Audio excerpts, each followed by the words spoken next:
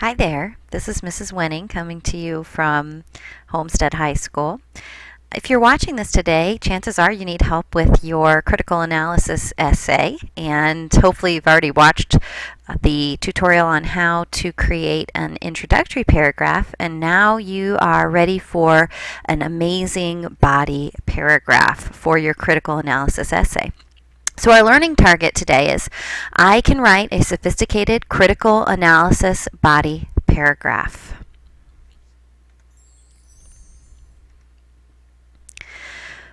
First of all, just to review, we need to understand what is a critical analysis essay. And a critical analysis essay does several things. First, it asks the writer to make a claim about a particular book. It could be an essay, a movie, anything like that. And also asks the writer to determine the author's message or theme. And then finally, you have to explain and analyze how the author conveys that message or theme. What did they do? What literary elements did they use? How did they convey this message? And you're going to prove that in your body paragraphs.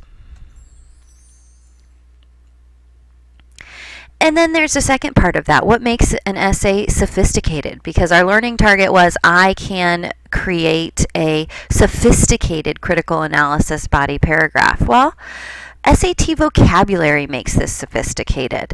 Using words that are of a higher level. If you look around my classroom, you will see these words plastered all over the place.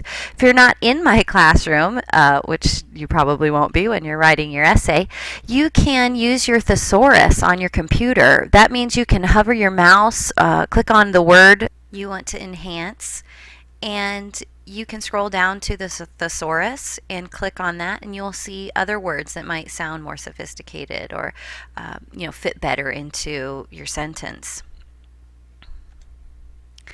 Another thing that makes your essay sophisticated is sentence structure. Gone are the days of using those simple sentences. If you use a simple sentence, it should be for a reason.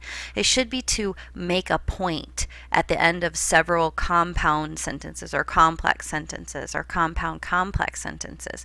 And to create these, sentence structures, these sophisticated sentence structures, you're going to want to combine sentences wherever possible. Also, another way to make your essay sophisticated is to vary the beginnings of your sentences. That means that your sentences should not start the same way. And we've talked about using different clauses or phrases to start your sentences, again, to make them more sophisticated. Another technique that you can use is transitional words and phrases. You can use transitional words and phrases. You should be using them to connect your ideas. These are very important when you want to add coherence to your essay. So that brings us to the question, what are the parts of a critical analysis paragraph? And there are really 4 main parts. Your first part is your topic sentence, and this is a claim that connects directly back to your thesis statement. It also summarizes the main idea of the paragraph. So if you're thinking, what should my topic sentence be? Well, what is your paragraph going to be about? And that's going to give you your topic sentence. How does it relate back to the thesis statement? The second part that is very important for your critical analysis paragraph is evidence. You have to show the reader through quotations from the text that your claim is accurate. You have to prove it to us. And you can do this in a basic way by using a longer quote and then explaining it, or in a more sophisticated way where you integrate shorter quotes into your overall analysis. The next part of your critical analysis essay is that analysis part. These are sentences that explain how the evidence you've selected proves the claim you made in the topic sentence or thesis statement. So this is really important because if you don't have the analysis, you can't prove your point, and therefore you really don't have a critical analysis paragraph. And finally, you have to link back to your thesis statement. This is a sentence at the end where you refer back to the point that you've made. It refers back to the overall thesis statement, and you can also use it to transition to your next point or paragraph. And we're going to go ahead next and look at an example critical analysis body paragraph. This body paragraph is from a Lord of the Flies essay that we did in English 11. Because, critical analysis paragraphs are written the same way, it doesn't matter that this is a different topic than you have. You still use the same process to get a great paper. Okay, just as a reminder, you want to make sure you have the MLA format. So notice that we have the student's name, my name, the class, and the date. And notice how the date is set up. You also have a header where you have your last name and the page number. And again, if you want to know how to do that, you can look back at our tutorial video on introductions. So let's take a look at this paper. We have a thesis statement here, and the thesis statement for this paper is to convey his message about human nature and mankind's degeneration into evil. William Golding uses the symbols of the conch shell, piggy's glasses, and the terrifying beast. Now, you could set this thesis up different ways. You could say William Golding uses the symbols of the conch shell, piggy's glasses, and the terrifying beast to convey his message about human nature and mankind's degeneration into evil. That works just as well. But it's just important that you always keep in mind your thesis statement, because this is what you're ultimately trying to prove. This is a claim that you are trying to prove with your body paragraphs. So let's take a look at this example body paragraph. Note first we have our topic sentence. This is part of what we just talked about. We have our topic sentence, and in this case it says, in Golding's Lord of the Flies, the conch shell serves as a symbol of order and respect.